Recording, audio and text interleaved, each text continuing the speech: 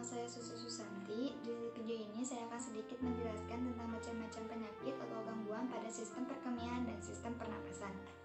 Pertama, pada sistem perkemihan. Sistem perkemihan adalah sistem organ yang memproduksi, menyimpan, dan mengalirkan urin pada manusia. Sistem ini terdiri dari 2 ginjal, 2 ureter, kandung kemih, 2 otot sphincter, dan uretra. Macam-macam gangguan pada sistem perkemihan adalah pertama ada infeksi saluran kemih. Infeksi saluran kemih sering terjadi pada wanita. Infeksi terjadi ketika bakteri masuk ke saluran kemih dan memengaruhi uretra. Yang kedua, ada urolithiasis atau batu saluran kemih.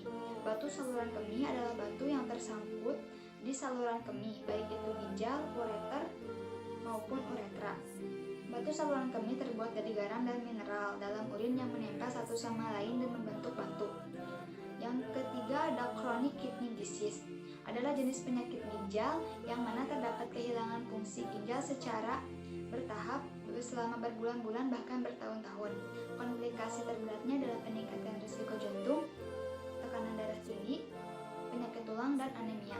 Yang keempat ada uretritis. Uretritis adalah peradangan atau pembengkakan yang terjadi pada uretra, yaitu saluran yang membawa urin dari kandung kemih ke luar tubuh. Yang kelima ada glomerulonefritis.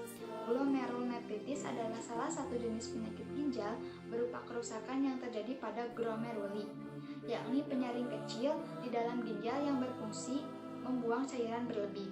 Yang keenam ada hernia. Hernia atau yang lebih sering dikenal dengan turun brok merupakan tonjolan keluar dari organ atau jaringan akibat adanya bukaan yang tak normal di dalam tubuh. Yang kedua ada sistem pernapasan. Sistem pernapasan adalah sekumpulan organ yang terlibat dalam proses pertukaran gas oksigen dan karbon dioksida.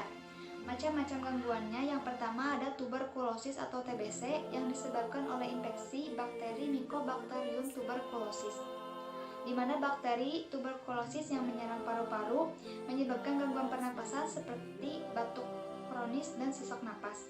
Yang kedua ada penyakit paru obstruktif kronis atau PPOK, adalah penyakit pernapasan yang menyebabkan seseorang sulit bernapas karena tersumbatnya saluran pada paru-paru.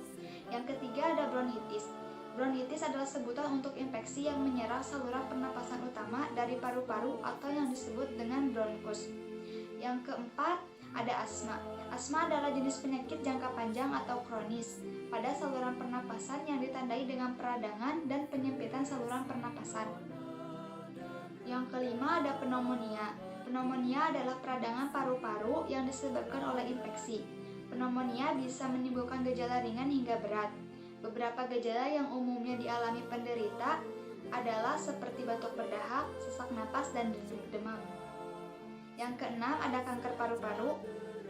Kanker paru-paru adalah suatu kondisi di mana sel-sel tumbuh secara tidak terkendali di dalam paru-paru. Sekian penjelasan dari saya, semoga bermanfaat dan dapat dimengerti. Wassalamualaikum warahmatullahi wabarakatuh.